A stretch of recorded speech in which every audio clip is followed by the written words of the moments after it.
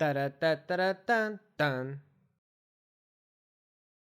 Hello everybody, here are some questions for you. Try to answer them throughout the lesson in the comments below and see if you can get them right at the end of the video. An interrogative pronoun is just a fancy way of saying a question pronoun. Interrogative pronouns are just words that replace nouns when asking questions. Hello everyone, my name is Mr.D and welcome to my channel. In this place we learn all about English language and grammar. If this is something that you like, then hit that big red subscribe button for a new video every week. Back to interrogative pronouns. As we said, these simply are pronouns we use to ask questions. The word interrogative comes from the word interrogate. A simple definition of interrogate is to ask questions. There are 5 pronouns we use to ask questions. These are our 5 interrogative pronouns. They are what, which, who, whom, and whose.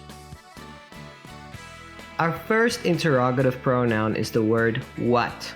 We use what when we are asking for general information about people, animals, or things. Some examples include, what did you say? What is that?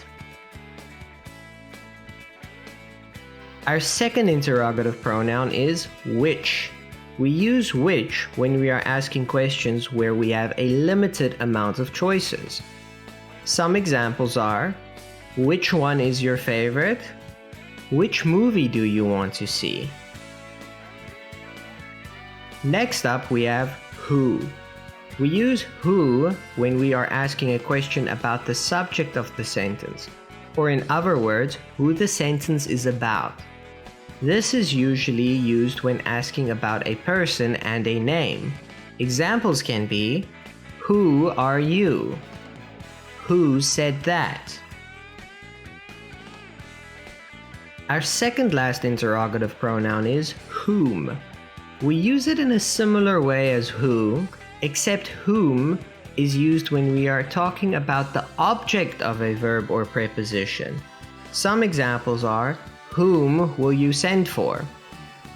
Whom have you told about this? Our final interrogative pronoun is the word whose. We use whose when asking questions relating to possession. Examples include, whose cat is this? Whose phone is that? Let's have a look at our questions again. Can you answer them now? Look in the description to find the answers. So there you have it, folks. Interrogative pronouns made easy. Now that you understand interrogative pronouns, you can use them to ask me some questions in the comments down below. Thank you for watching my video, and I will see you again next time.